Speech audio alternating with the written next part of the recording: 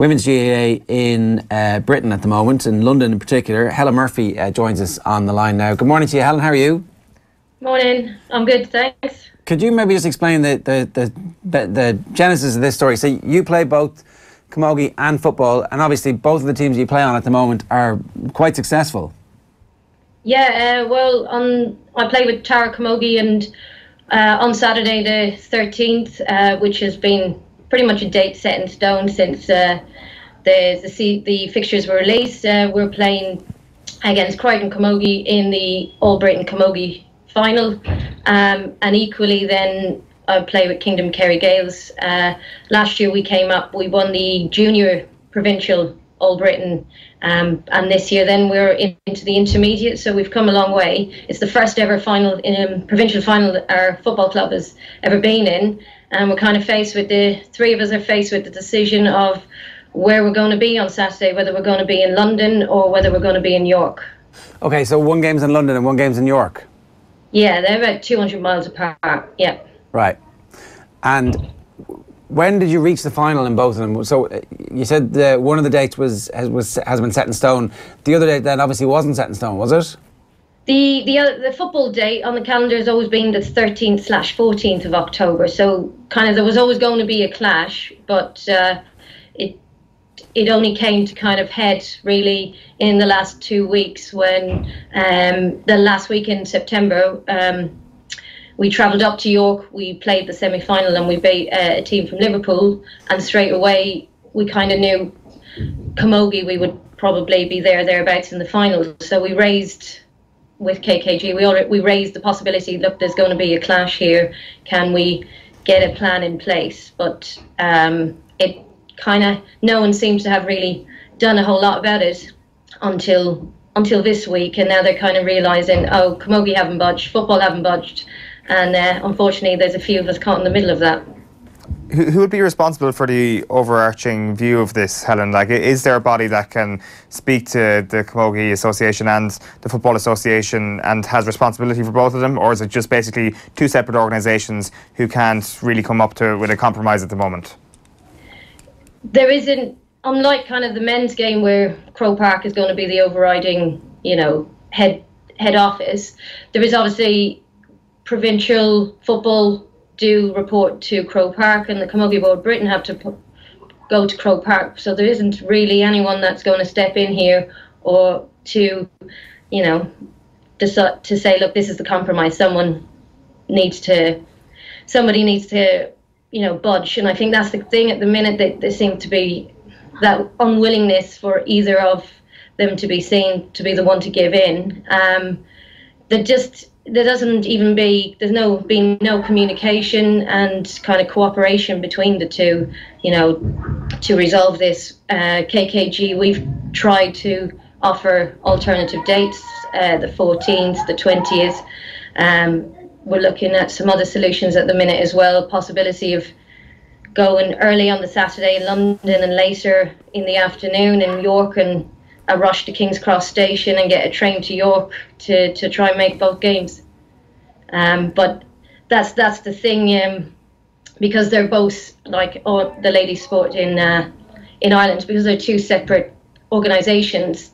Technically, do they have to cooperate? You'd imagine they would, because there's dual players all around the country playing both football and camogie. Well, isn't that the point, that actually this is an opportunity for them to learn how to collaborate and actually grow the sport properly? Because like ultimately you guys are pioneers keeping a sport alive when it's not the easiest thing in the world. You don't have the club network that you do in Ireland. People don't just walk out of their school or have games development officers in the school breathing the gospel of the sport into new areas. Like, you are definitely desperately trying to keep the sport alive, I presume.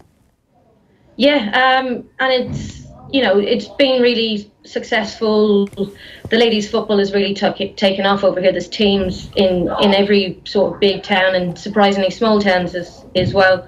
And the camogie is cross country as well. We've teams Liverpool, Birmingham, Manchester. So it is a very small network.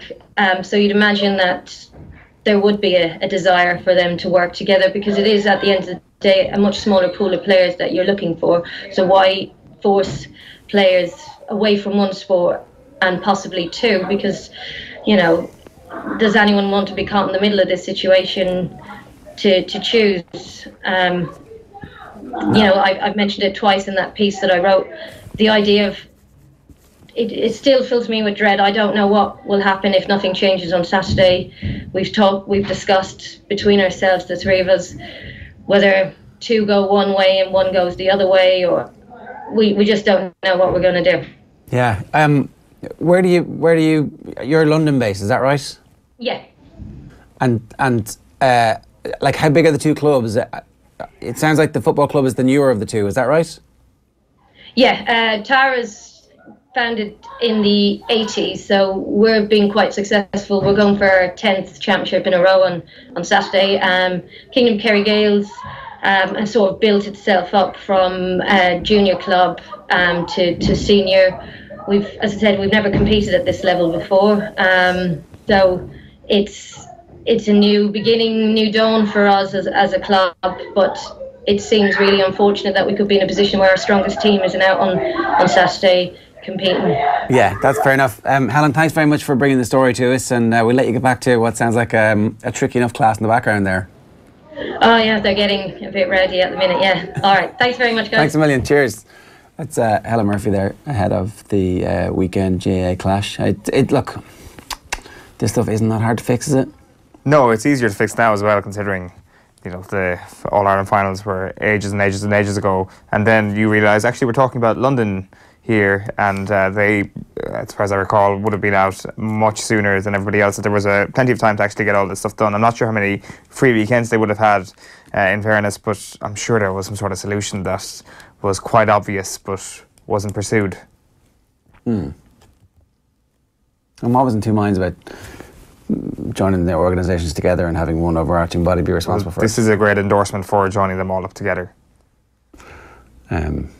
Well, then you say that, and then you look at some of the GAA kind of fixture clashes that occur here in Ireland in men's sport, and that's the one overarching body, really, isn't it? And it's two divergent sports. Like, would there be the same rivalry between football and camogie? Maybe there would be, because it seems that a lot of those sort of decisions that are made in some counties where one sport is more predominant over the other, it seems that it's almost like I don't know, there's a lack of respect for the minority sport in that county, and it's like, well, we don't care if your county final's on the same day as our county final. We just get on with it. Colin Hennessy was in touch on YouTube to say, Helen, you've lost your fine Glenmore accent. Hans brother, obviously, the greatest goalkeeper in the history of hurling, according to Shane Stapleton. Yeah, that's it. So, like the GOAT of hurling, I guess is what you could call it, in that position. We are going to see more of these stories, right? Are we still going to see them this winter, even though, as I say, the earlier All-Ireland finals were supposed to eradicate this to a certain extent?